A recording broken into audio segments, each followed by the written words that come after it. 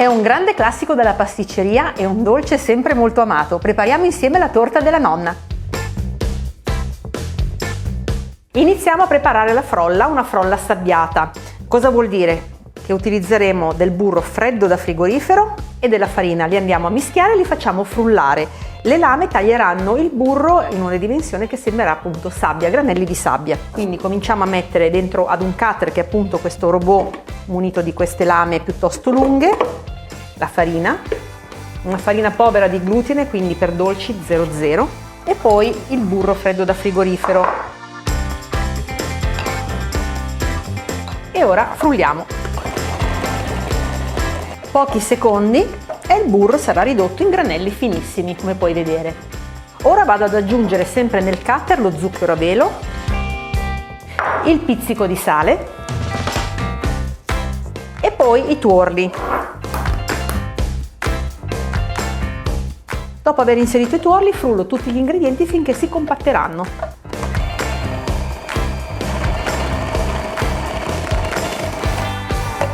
Ecco qua.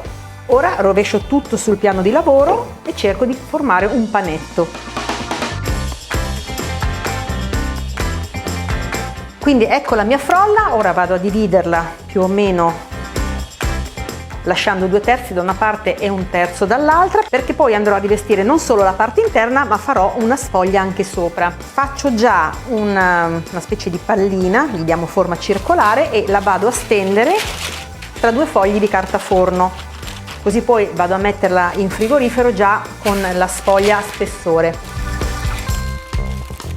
Devo ottenere uno spessore all'incirca di 2 mm, massimo 3, perché io preferisco rimanere un po' più sottile sulla frolla rispetto a una frolla troppo spessa. Quindi questa la teniamo, come abbiamo detto, per rivestire fondo e bordi, e questa, che è un po' più piccola, invece per la superficie. Stendiamo anche questa e poi andiamo a portare tutte e 2 le sfoglie in frigorifero a rassodare e noi andiamo a preparare la crema.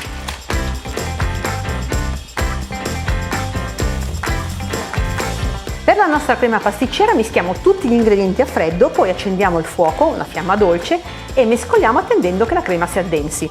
Quindi iniziamo con il latte fresco, aggiungo i tuorli e li vado a rompere con un frustino, aggiungo lo zucchero semolato e l'amido di mais. Mescolo anche qui per scioglierlo, evitiamo quindi la formazione dei grumi. E come ultima cosa uniamo l'estratto di vaniglia, puoi utilizzare anche i semini interni di una bacca. Quindi accendo fuoco molto dolce, mischio sempre e continuamente, soprattutto per evitare che la crema si attacchi sul fondo. Per quanto riguarda la torta della nonna, invece, devi sapere che ci sono diverse leggende, come diverse storie su questa torta. Si narra che fu inventata da Guido Samorini, che era un ristoratore toscano che la inserì nel suo menù per stupire i suoi ospiti, creando un dolce molto goloso ma anche molto semplice, che anche una nonna appunto poteva fare. Ed esiste anche una versione, diciamo, diversa che si chiama torta del nonno, che ha all'interno la crema al cioccolato e al posto dei pinoli le mandorle. La crema si è addensata, la tengo ancora un minuto e poi la tolgo dal fuoco e la metto in una pirofila. Ecco la nostra crema, la vado a versare in una pirofila bassa e larga. Più superficie ci sarà e prima la crema si raffredderà. La copro con pellicola a contatto, intendo a contatto con la superficie in modo che non si formi la crosticina, e la lascio intiepidire. Andiamo a foderare lo stampo, che, come ti ho già detto, ha un diametro sul fondo di 20 cm e 23 sui bordi. Io lo spruzzo con dello staccante vegetale, che mi serve semplicemente da collante, ma puoi usare anche del burro. Allora ho ritagliato, come vedi, un cerchio di 20 cm di diametro, che sarebbe il fondo, più ho calcolato l'altezza dei bordi, che è di 5 cm, che ho aggiunto, come vedi qua. Ora, siccome lo stampo è svasato, devo andare a fare dei taglietti che arrivino fino al cerchio di 20 cm, non oltre. Ogni 4-5 cm faccio un taglietto, in modo che poi, quando andrò a metterlo all'interno della tortiera, i lembi si sovrapporranno e formeranno ovviamente la sbasatura che a noi serve. Ora che abbiamo rivestito il nostro stampo, occupiamoci della frolla. Qui l'ho tirata fuori dal frigorifero, aspettiamo che si ammorbidisca leggermente e con la prima andiamo a foderare completamente lo stampo sul fondo e sui bordi. Poi andremo a inserire anche la crema. Mi aiuto con un mattarello. Ovviamente la frolla in esubero andrò a tagliarla con un coltellino. Qui per esempio c'è un pezzettino di frolla in meno, niente paura, la andiamo a tagliare via dai bordi in eccesso e lo andiamo a mettere in quel punto in cui manca. Bucherello il fondo della frolla ma senza oltrepassarla e poi la vado a mettere in frigorifero per almeno 15 minuti a rassodare.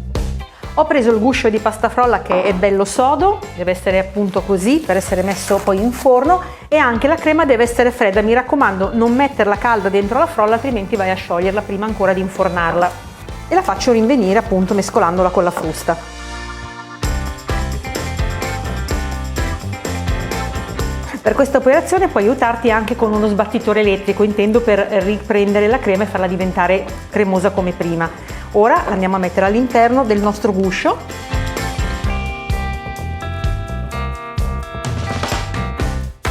Adesso la vado a livellare in modo da spargerla bene in tutta la tortiera. Ho riempito la tortiera con la crema e adesso mettiamo di sopra, per coprirla, la restante pasta frolla. Ora la lascio leggermente intipidire in modo che diventi un pochino più morbida e poi andrò a ritagliare tutto il bordo in eccesso. Per sigillare i bordi faccio dei segnetti con i rebbi della forchetta in modo da schiacciarli insieme e sigillare così due impasti. Non mi resta che cospargere la superficie della torta con i pinoli. Ed ora la vado a infornare in forno statico preriscaldato a 175 gradi per circa 50 minuti.